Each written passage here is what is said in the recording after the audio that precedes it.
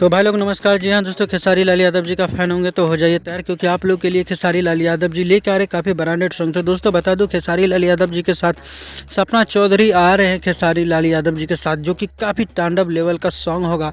और ये सॉन्ग जब भी आएगा तो कसम से मार्केट में आग लगा देगा। तो काफ़ी बेहतरीन सा सॉन्ग है। यही सॉन्ग का आप लोग को अपडेट बोले थे कि 2 से 3 दिन में आने वाला है एक ब्रांडेड सॉन्ग। तो आज का अपडेट में दोस्तों इतना ही था।